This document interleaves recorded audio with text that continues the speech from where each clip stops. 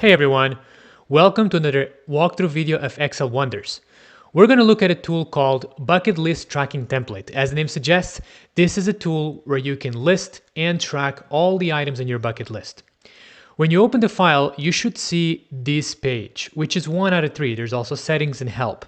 And in this page, there's two parts. There's the progress bar and there is the list. The progress bar, there's not much you can do. You can just show or hide, and obviously you can change the progress bar as you tick or untick different goals. Now on the list, there's a few things you can do. You can, for example, add a new goal, like this. I just added 2 goals. You can also mark them as completed by clicking on this little square here that will mark each goal as completed. And as you saw, as you mark different goals as completed, the progress bar updates by itself. You also have a date that if you click on it, you will be able to select the deadline upon which you want to accomplish that specific goal. Let's, for example, set this one as June 1st of June 2025. And here it is. You can change the importance of this goal, you can set a location, and you can define a specific spend. But the spend, you cannot really define it by goal. You will define it by task, and I'll show you in a second. You can also reorder the goals. For example, you can take this one on the first and put him at the bottom just by clicking on this button to move it down, or you can put it back up by move it up. You can also delete. Let's, for example, delete this repeated goal as group name 1. Let's click on here, yes, and it's deleted.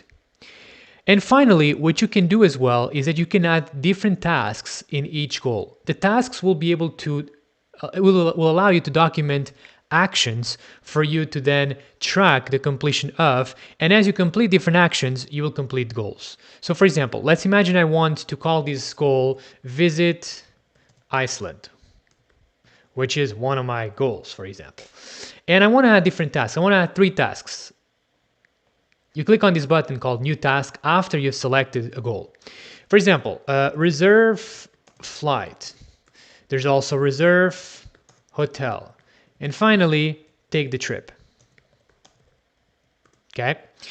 Now, if you start adding a lot of tasks and as your list grows, sometimes it can be quite overwhelming to see everything and you want to just collapse some of the goals. And you can do that by clicking on this little arrow here. So as you click on the arrow, it shows or hides the tasks within each goal. If I click on this one, it nothing happens because this goal has no tasks in it. Well, let's go back to the tasks. You can also define a date. Let's, for example, define this one. You can set a level of importance. You can set a location, let's say, for example, home.